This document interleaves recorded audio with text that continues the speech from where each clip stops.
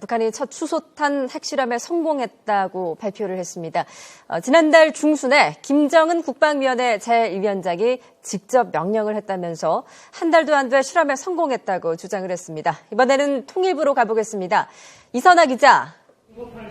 네, 통일부입니다. 네, 북한의 발표 내용 다시 한번 정리해 주시죠. 네, 북한이 현지 시각으로 정오에, 그러니까 우리 시각으로 12시 반에 정부 성명이라는 내용을 발표를 했습니다. 오늘 오전 10시에 첫 수소탄 핵실험을 완전히 성공했다고 발표했습니다. 실험 장소는 어디인지 구체적으로 밝히지 않았습니다.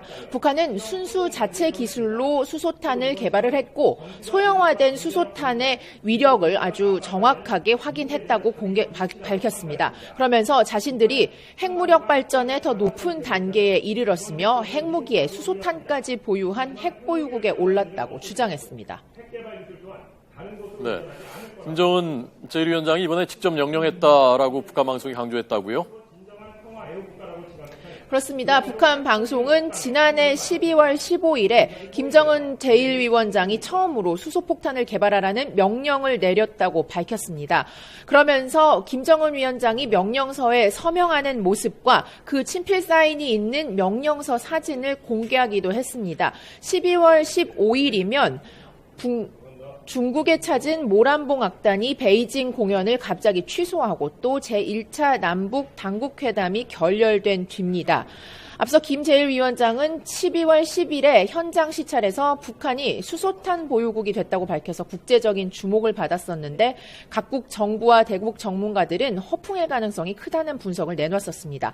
그런데 여기에 반발이라도 하듯 북한이 결국 수소탄 핵실험을 했다고 밝힌 겁니다.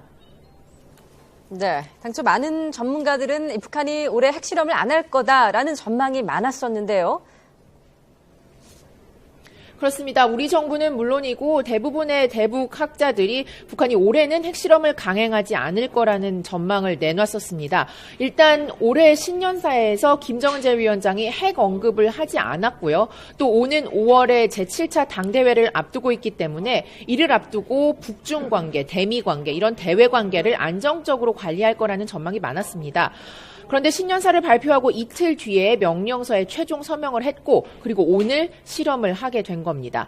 북한이 이런 핵실험을 도발을 한 건 미국을 겨냥한 거라고 보는 시각이 많습니다. 특히 오늘 성명에서도 상당 부분 미국을 비난하는 데 할애했는데 미 대선을 앞두고 대미 협상 카드로 활용하기 위한 전략이라는 분석이 나옵니다. 남북관계도 당분간 경색될 것으로 보입니다.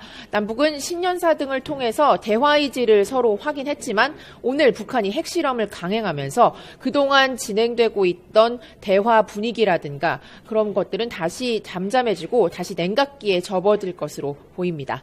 통일부에서 YTN 이선아입니다.